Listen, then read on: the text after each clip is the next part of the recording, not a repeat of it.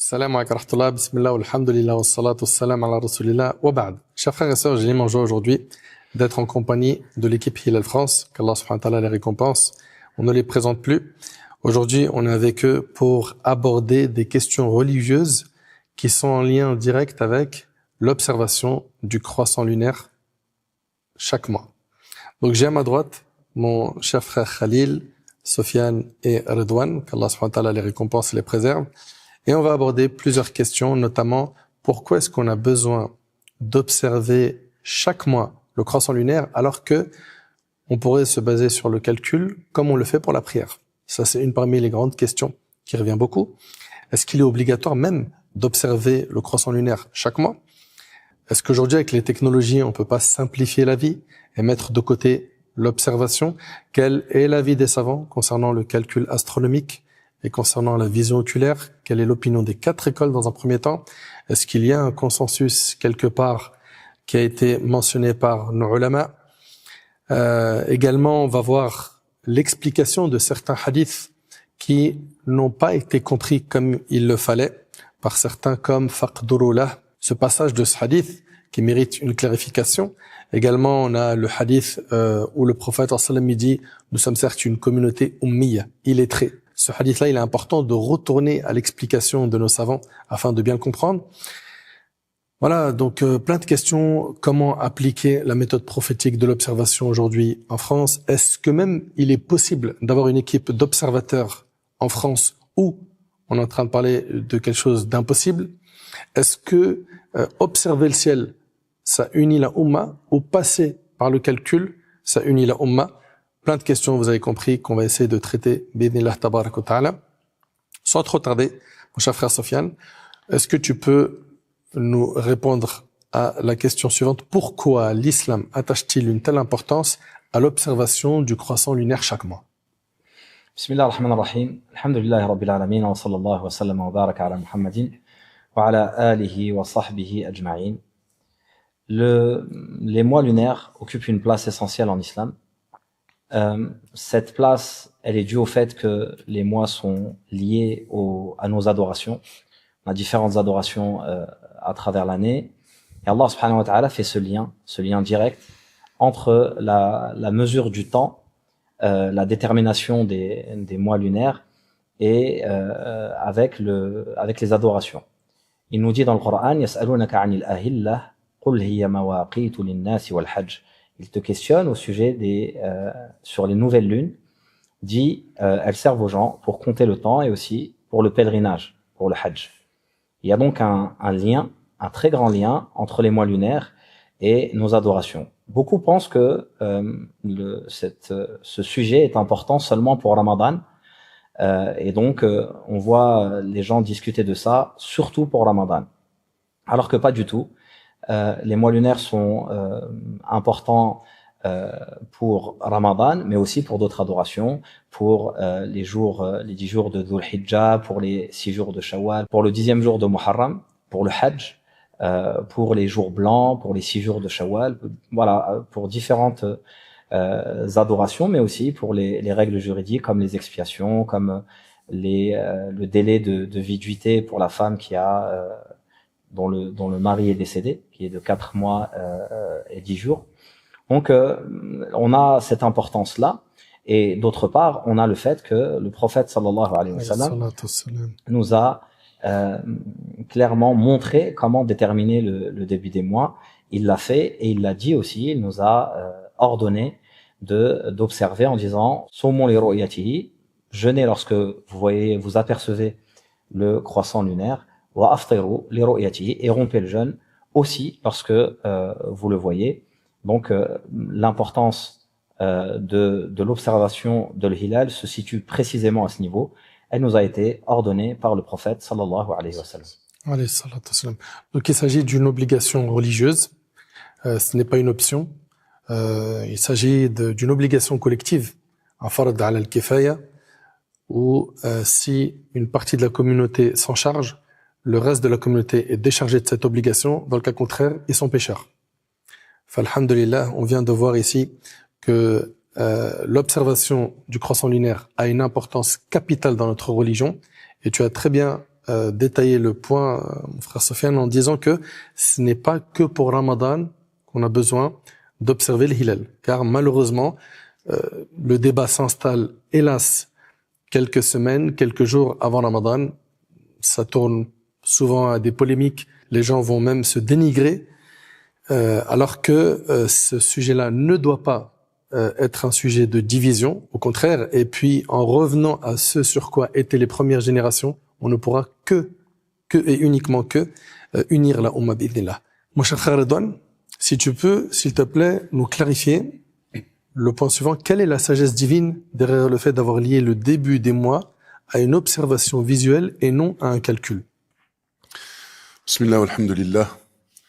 Salatu wassalam ala rasulillah wa ala alihi wa sahbihi wa man wala. En fait, la sagesse, elle découle de l'essence même de notre religion, c'est-à-dire la facilité. Allah subhanahu wa ta'ala, il a voulu que cette religion parfaite soit simple à appliquer et que tout le monde puisse la mettre en pratique au quotidien. D'ailleurs, Allah subhanahu wa ta'ala nous dit dans le Coran, وَمَا جَعَلَ عَلَيْكُمْ فِي الدِّينِ مِنْ حَرَجٍ. Allah ne vous a imposé aucune gêne dans la religion. Cheikh l'Islam Ibn Taymiyyah, rahimahullah, il dit que ici Allah subhanahu wa ta'ala appuie de manière ferme le fait que aucune gêne n'existe dans notre religion. Allah subhanahu wa ta'ala nous dit aussi d'ailleurs dans le verset qui concerne le jeûne, يُرِيدُ اللَّهُ بِكُمُ الْيُسْرَ وَلَا يُرِيدُ بِكُمُ الْعُسْرَ. Allah veut pour vous la facilité, il ne veut en aucun cas vous mettre dans la difficulté. Et ici, qu'est-ce qu'on comprend? C'est que Allah subhanahu wa ta'ala a permis que toute personne qui désire jeûner, toute personne qui attend le mois de Ramadan, puisse déterminer son entrée. C'est-à-dire par quoi? Par l'observation. Cette observation, elle est offerte à tout le monde. Elle est offerte à tout le monde. Offerte, c'est-à-dire accessible? Accessible, exactement. Aussi bien aux bédouins, aussi bien aux savants, aussi bien à la personne qui s'y connaît et qui maîtrise l'astronomie, un astronome, que quelqu'un qui est très débutant, parce qu'il suffit de observer le ciel. Allah subhanahu wa ta'ala, il a fait que ce ciel soit accessible à toutes et tous. Allah subhanahu wa ta'ala, il a voulu que ce moyen de déterminer l'entrée du mois soit accessible à toutes et tous. Et ça, c'est l'essence même de notre religion. La facilité. Aller à l'encontre de cette facilité, c'est trahir un peu l'essence de notre religion. Parce que ce serait accordé à certains, à une élite, à des professionnels du domaine, d'un certain domaine, de eux pouvoir décréter le jeûne, l'entrée du mois de Ramadan, et que d'autres personnes qui seraient peut-être isolées dans un coin du monde, eux par contre seraient incapables de le faire. Et aussi, une dernière chose, c'est que c'était des choses qui, à l'époque, jusqu'à malheureusement très récemment, les gens étaient connectés avec le ciel. Ils observaient, ils regardaient la lune, ils regardaient le soleil, ils regardaient aussi les étoiles. C'est quelque chose qui les passionnait. Et sauf qu'aujourd'hui, malheureusement, on a plus la tête baissée sur les écrans, on a moins la tête levée vers le ciel, alors que ce ciel reste accessible. Le soleil est là, la lune est là. Alhamdulillah, Allah nous a donné des yeux pour observer cela. Donc encore une fois, si Allah subhanahu wa ta'ala a voulu que ce soit pas à travers l'observation, c'est pour nous rendre la vie facile. Wallahu a'lam. Barakallahu fik. Très bien. Donc en fait, la sagesse divine derrière le fait d'avoir lié le début des mois à une observation visuelle et non un calcul, c'est rendre accessible cela à tout à chacun. À tout à chacun. Très bien, barakallahu fik. Si Khalil, comment est-ce qu'on peut comprendre le hadith du prophète sallam, Soumu li ru'yatihi, jeûnez à sa vue, ou aftiru li ru'yatihi, et rompez à sa vue. Est-ce qu'ici on a un ordre catégorique? Pourquoi est-ce que les savants ont-ils toujours donné la priorité à la vision oculaire? Et est-ce qu'il existe un consensus clair sur le fait que la vision réelle prime sur toute autre méthode? Donc ces trois questions-là, si on peut les aborder, la première c'est, est-ce qu'on doit comprendre du hadith qu'a dit tout à l'heure mon frère Sofiane, c'est une obligation, ou est-ce qu'on a un autre texte qui oriente cette obligation vers une recommandation? Bismillah, walhamdulillah, wassalatu wassalam ala rasulillah, wa ala alihi wa man wala. Alors les hadiths, ils sont nombreux, hein. Tu as orienté ta question sur un hadith, il est connu, il est très connu, mais les hadiths qui sont rapportés du prophète sallallahu alayhi wa sallam, ils sont nombreux, et ils sont trop nombreux pour qu'on les cite tous, mais ils s'orientent tous vers la même direction. Alors faisons le focus sur ce hadith que tu as cité, qui est rapporté par Abu Huraira radiyallahu anhu, et qui dit que le prophète sallallahu alayhi wa sallam a dit Soumu li ru'yatihi wa aftiru li ru'yatihi fa in rubbiya alaykum fa akmilu iddata sha'ban 30. On va faire, donc on va le traduire déjà, hein, même s'il est connu. Sumu li ru'yatihi, jeûnez à sa vue, c'est-à-dire à la vue du hilal. Wa aftiru li ru'yatihi, donc le hilal, le croissant lunaire. Wa aftiru li ru'yatihi, et rompez le jeûne à sa vue. Donc toujours, on parle toujours ici du hilal, du croissant lunaire. Fa in rubbiya alaykum, s'il vous est caché par la lune, par des nuages, pardon, ou par d'autres choses. Fa in rubbiya alaykum, s'il vous est caché, alors complétez le mois de Sha'ban à 30 jours. On va plutôt se focaliser sur la première partie du hadith pour répondre à ta question. La première partie du hadith, elle est basée déjà sur un ordre. À l'ordre 1, sur une forme à l'impératif en arabe, ce qu'on appelle l'amr. Soumu. Donc le prophète sallallahu alayhi wa sallam s'adresse à nous en utilisant l'impératif. Et ensuite, il nous dit Soumu li ru'yatihi. Ce terme ru'ya, il est très important à retenir, surtout quand on va parler de choses ensuite, hein, où on va parler justement de la distinction qu'il y a entre l'observation du hilal et les prières, hein, l'injonction qu'il y a derrière les prières. Donc le prophète sallallahu alayhi wa sallam a utilisé l'impératif pour donc formuler un ordre, et cet ordre, il concerne quoi? La vision. Maintenant, certains pourraient dire, et pour certains pourraient dire que le prophète sallallahu alayhi wa sallam ne s'est pas toujours exprimé à l'impératif pour indiquer un ordre. Il y a parfois des paroles du prophète sallallahu alayhi wa sallam qui, quand on les recontextualise avec d'autres hadiths, montrent que il s'adresse plutôt sur la forme de la recommandation et non pas sur un ordre qui serait une obligation, qui contiendrait une obligation. Ce n'est pas le cas pour cette parole, mais admettons que ça soit le cas. Eh bien, parmi les nombreux autres hadiths rapportés du prophète sallallahu alayhi wa sallam, il y a un hadith qui est connu aussi, qui est rapporté de Ibn Umar radiyallahu anhu, et qui dit, où le prophète sallallahu alayhi wa sallam dit, la tasumu hatta tarawu al-hilala wa la tuftiru hatta tarawhu fa in ghumma alaykum faqduru lahu.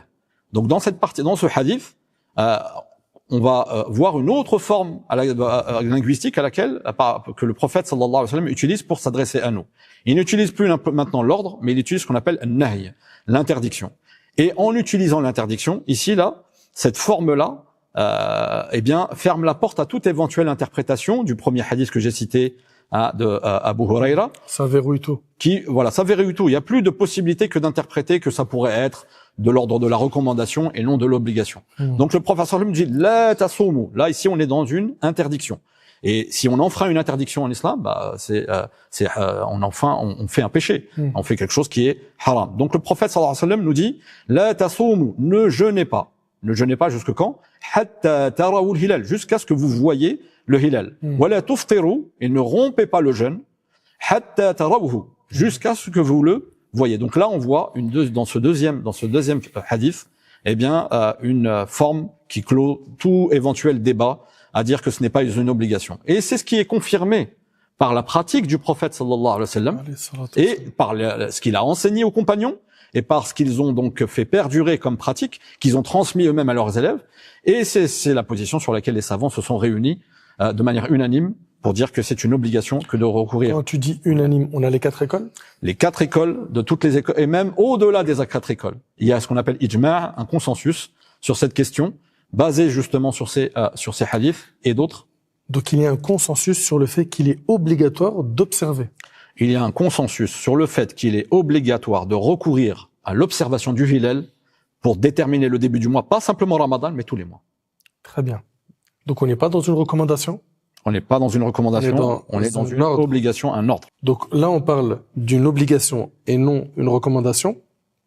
Et en plus, un consensus, ça veut dire que ça verrouille complètement la compréhension du statut juridique qu'ont donné nos savants. Subhanallah, Allahu Akbar. Mon frère Sofiane, est-ce que tu peux justement détailler un peu plus ce ijma', ce consensus, car on a compris qu'il y avait les 4 écoles, mais qui a ici cité un consensus sur cette question comme quoi il est obligatoire d'avoir recours à la vision oculaire pour déterminer les mois lunaires?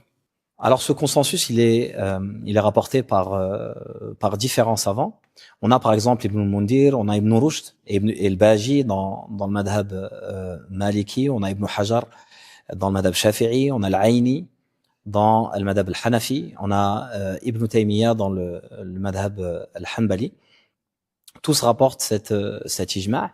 Alors, il faut comprendre que quand on dit qu'ils rapportent l'ijma', ce n'est pas leur avis à eux, mais ils rapportent un avis qui est un consensus.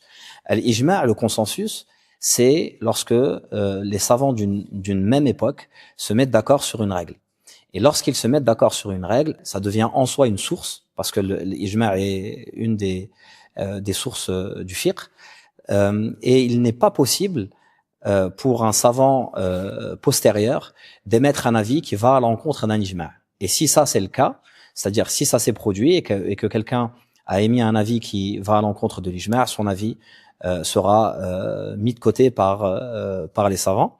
D'ailleurs, c'est ce que dit Ibn Taymiyyah rahimahullah sur ce sujet précisément. Il cite que c'est un ijma'. Il va même jusqu'à dire que il dit inna na'lamu bid-darurati min dinil islam. C'est un sujet que nul ne peut ignorer. Lorsqu'il cite que c'est un consensus, il dit ensuite ce qui signifie que les avis qui ont été émis par la suite ont été mis de côté parce que un avis ne peut pas aller à l'encontre d'un ijma', d'un consensus. Barakallahu fik, c'est Sofiane, pour cette clarification. Donc on voit que non seulement on a les 4 écoles qui disent qu'il est obligatoire d'avoir recours à l'observation oculaire pour déterminer l'entrée de chaque mois, mais on n'a pas que les 4 écoles, on a un consensus qui est rapporté par des sommités comme Ibn Taymiyyah, Al-Baji, Al-Aini, Ibn Abd al-Barr, Ibn Hajar et d'autres, qu'Allah leur fasse miséricorde.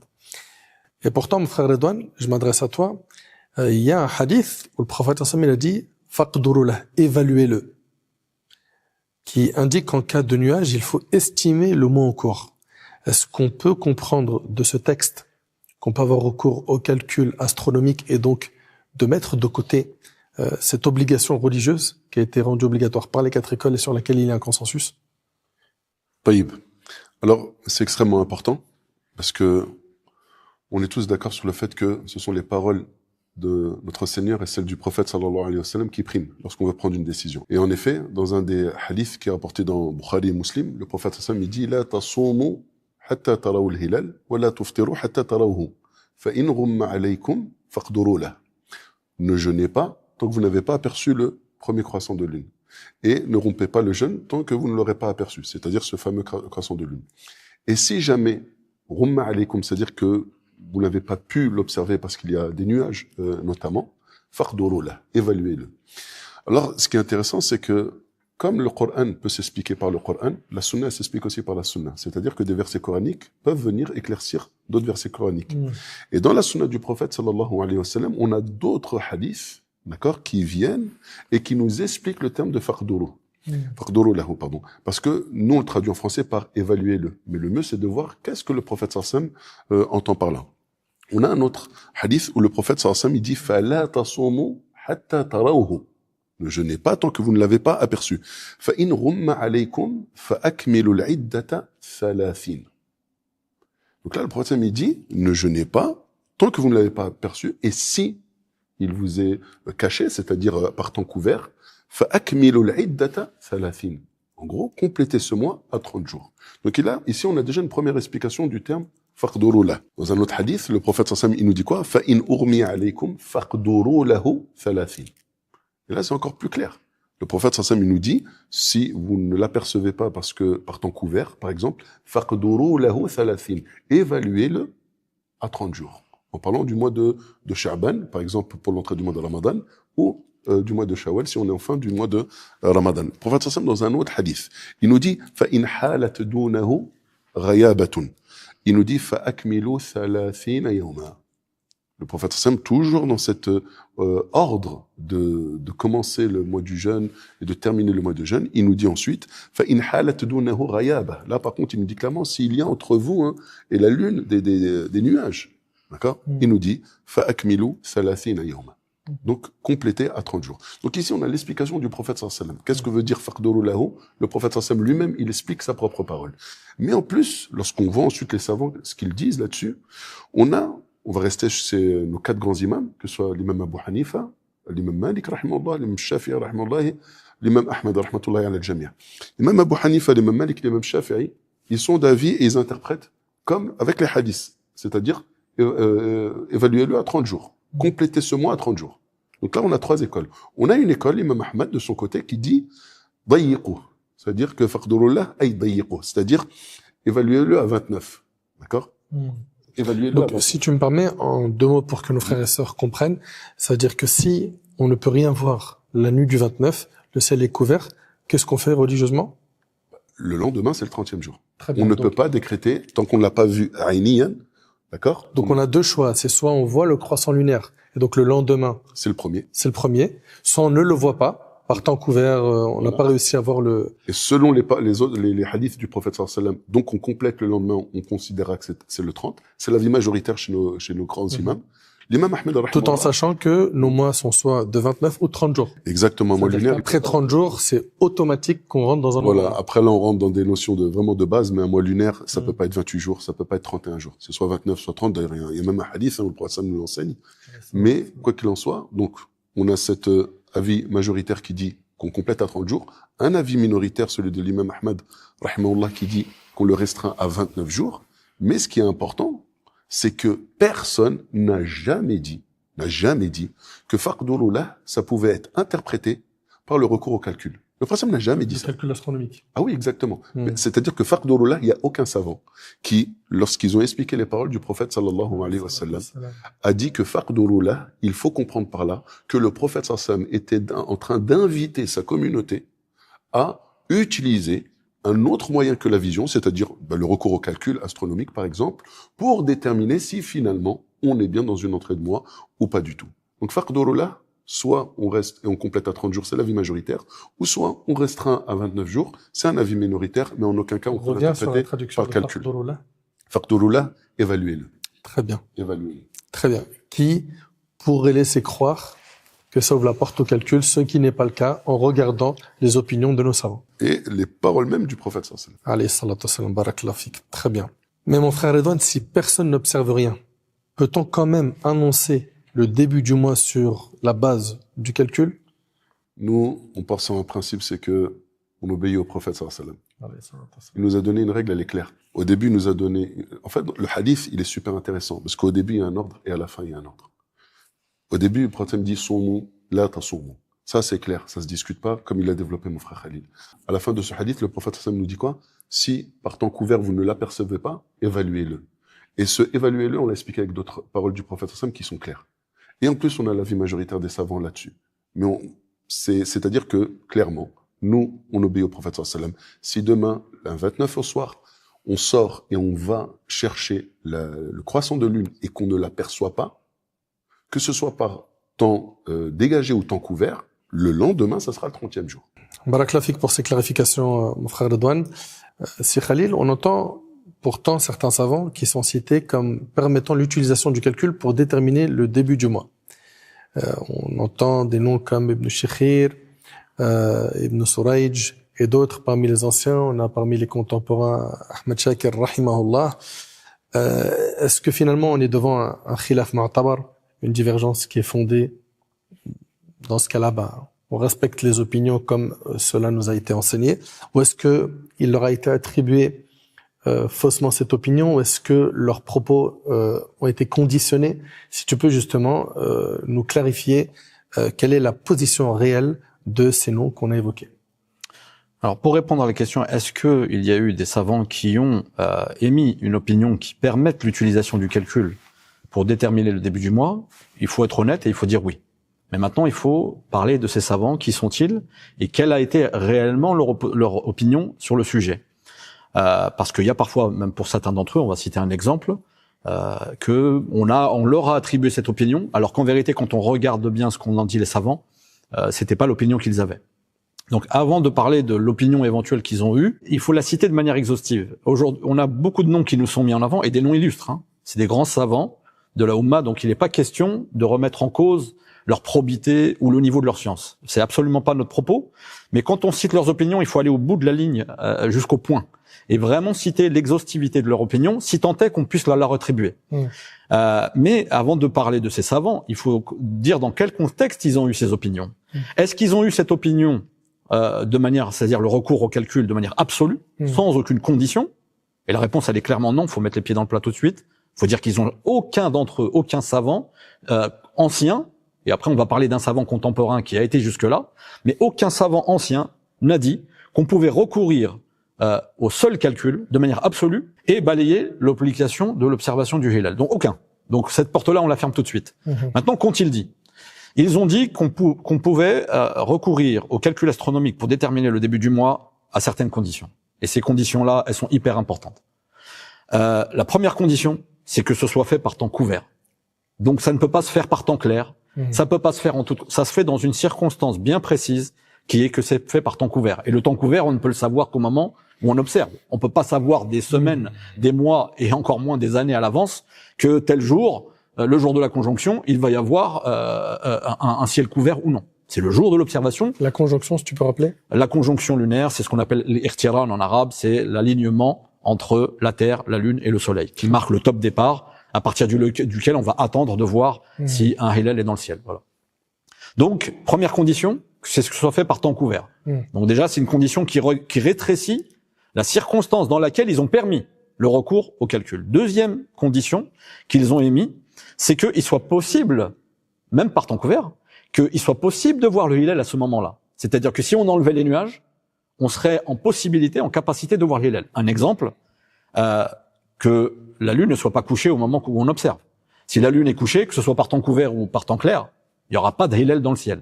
Donc deuxième condition, c'est qu'il soit possible de voir le hilal dans le ciel. Donc ça, c'est la deuxième condition. Troisième condition, est-ce que c'est ouvert, cette autorisation-là, elle est ouverte de manière absolue, même si les deux précédentes conditions sont respectées? Est-ce que c'est ouvert de manière absolue à toute la communauté? La réponse est non. Ils ont dit que c'était possible pour l'astronome, c'est-à-dire celui qui va recourir au calcul pour déterminer si, malgré le fait que le ciel soit couvert, on peut voir le hilal ou pas.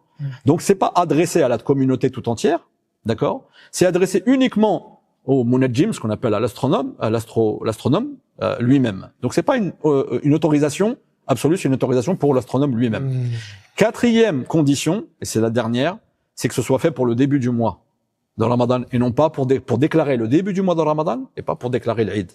Donc on voit que plus on va dans les conditions et plus on s'adresse déjà à un cas très restreint, très restrictif et pas comme aujourd'hui on voudrait nous faire croire qu'ils ont eu un avis de manière absolue, totalement ouvert et inconditionné. Donc ça c'est le premier. Donc voyons, citons les noms parce qu'en fait ils sont pas beaucoup. Comme ils représentent une très faible minorité, malgré leur statut et malgré, je le répète, l'immensité de leur savoir et le respect qu'on a pour eux, mais ils représentent une très très faible minorité de savants. Que ce soit dans leur siècle, le siècle auquel ils ont appartenu, et encore plus, à plus forte raison, dans tous les siècles qui ont traversé l'histoire de l'islam. Le premier, qui est un illustre savant qui est souvent mis en avant, c'est Mutarrif ibn Abdullah ibn Shikhir. Pourquoi? Parce que c'est un tabi'i. Il est du 1er siècle. Il est mort en 95. Il est souvent mis en avant parce que voilà, tout de suite, quand on dit tabi'i, ça donne du poids. Donc, il est rapporté que Mutarrif ibn Abdullah ibn Shikhir part dans ces conditions qu'on a citées. Il recourait à l'avis des astronomes pour éventuellement déclarer, ou en tout cas pour déclarer pour lui-même ou pour l'astronome en question, décider de jeûner le lendemain. Tout de suite, disons que cet avis-là, c'est ce que dit Ibn Abd al-Barr, notamment, il rapporte le fait qu'en fait cet avis, il lui est faussement attribué. Que ce n'était pas l'avis de Mutarrif Ibn Abdullah ibn Shikhir. Donc ça, déjà, on peut, malgré tout le respect, et ça ne minimise rien au respect qu'on a pour ce tabi'i, c'était pas son avis. Deuxième, souvent celui... C'est ce que rapporte Ibn Abd al-Barr. Donc ça, c'est ce que Ibn Abd al-Barr, et il est pas le seul, mais c'est lui, il appuie fortement là-dessus, en disant que c'est faussement attribué à Mutarrif comme avis. Très bien. Deuxième souvent personnage savant qu'on met en avant, c'est Ibn Surayj, parce que c'est une sommité dans le madhab shafi'i. C'est souvent aussi on met en avant son avis. Ce qui est rapporté de Ibn Surayj, c'est que c'est vrai, il avait cette opinion-là. Il avait cette opinion-là avec les conditions qu'on a dit précédemment. Mais pourquoi? Parce que lui, il pensait que c'était l'opinion de l'imam Shafi'i et que en tant que Shafi'i, savant shafi'ite, il suivait l'opinion de l'imam du madhab, de l'école juridique. Or, les savants, donc comme Ibn Hajar al-Asqalani, donc des autres sommités du madhab shafi'i, ont prouvé et ont démontré qu'en fait, il a suivi de manière erronée. Donc, il s'est trompé en pensant suivre que c'était un des avis de l'imam shafi'i et qu'en vérité, ce n'était pas un avis rapporté de l'imam shafi'i. Donc ça, déjà, cette opinion-là aussi, on peut la mettre de côté. D'autres aussi qui sont cités également, notamment aussi un illustre savant qui est contemporain de l'élève de Abu Hanifa, hein, le savant de l'école hanafite. Son élève, c'est un de ses plus illustres élèves il s'appelle Mohammed ibn al-Hassan al-Shaybani, et il avait un de ses élèves qui était Ibn Muqatil al-Razi. Donc celui-là il est souvent mis en avant pour donner un peu un poids sur. C'est aussi l'avis de l'école hanafite. Et le problème, c'est que, avec tout le respect qu'on a pour Ibn Muqatil al-Razi, c'est que par ses pairs et par les savants du madhab hanafite, donc de son même madhab, il n'était pas considéré comme une hujja, comme un savant de référence. Il n'était pas considéré par eux, d'une part, et d'autre part, par les savants du hadith, comme le Bukhari, comme Dar Qutni et d'autres, l'ont considéré comme faible dans le hadith. Donc voilà. Donc ça permet d'amoindrir, même s'il avait cet avis-là, ça permet d'amoindrir le fait qu'on puisse s'appuyer sur son avis. Ensuite, on peut citer aussi d'autres, parce que il en reste pas beaucoup, parce que c'est une minorité. Subki, c'est une référence, c'est un grand savant du madhab shafi'i. On lui attribue aussi cette idée, cet avis, et il tend apparemment on peut tendre à dire que c'était son avis, mais avec les conditions toujours qu'on a citées précédemment. Non pas que c'était un avis absolu, ça Al-Subki ne l'a absolument pas dit. Maintenant, de manière plus contemporaine, d'accord, on a maintenant, si on doit se poser la question, est-ce qu'il y a des savants vraiment qui ont eu cet avis de dire que le recours au calcul de manière absolue c'était permis? Il y a un savant contemporain qu'on peut citer et qui est souvent mis en avant, c'est Cheikh Ahmed Shakir, qui est aussi une sommité, qu'Allah lui fasse une miséricorde, et à tous ceux qu'on a cités précédemment et à tous les savants. Mais c'est vrai que c'est une sommité parmi les savants contemporains. Sauf que Cheikh Ahmed Shakir, en fait, il a fait une lettre, une missive assez courte, dans laquelle il a posé le débat. En fait, il a lancé une question pour que le débat soit lancé et qu'il soit tranché par les savants contemporains.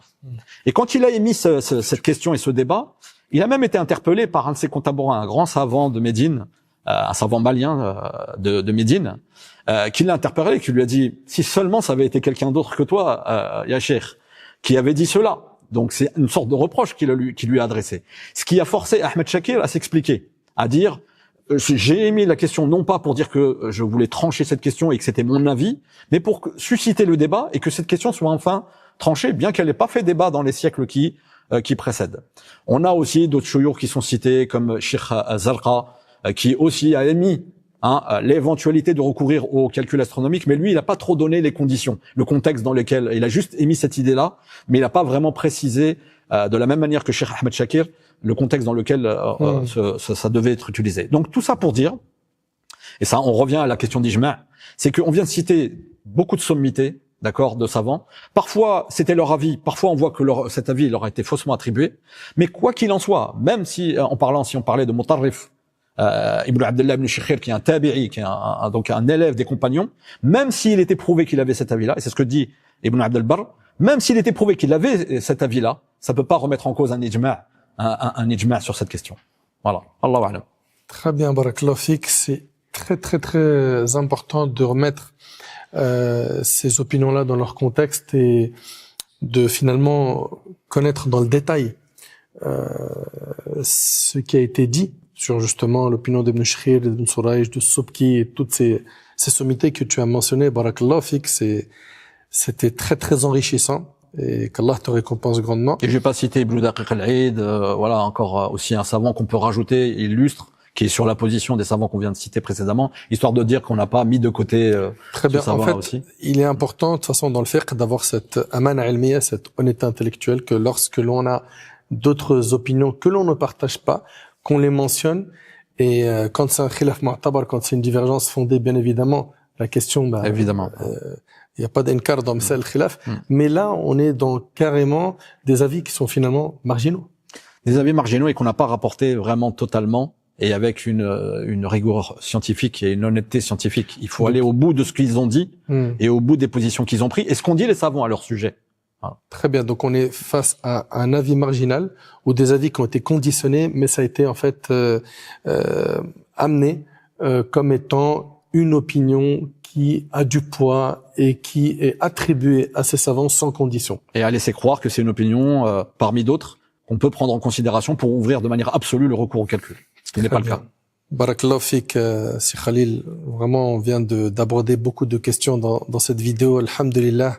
J'espère que cela ait pu être profitable pour vous. Je sais que il y a du technique, mais en même temps, un sujet comme ça, il est important de pouvoir justement décortiquer ce qu'il y a à comprendre des textes de la sunna du prophète alayhi salatu wassalam, des opinions des savants, de revenir finalement à ce qui a été pratiqué en tout temps par nos ulama et de voir où est-ce qu'il y a des divergences fondées, où est-ce qu'il y a des avis marginaux qui sont à mettre de côté.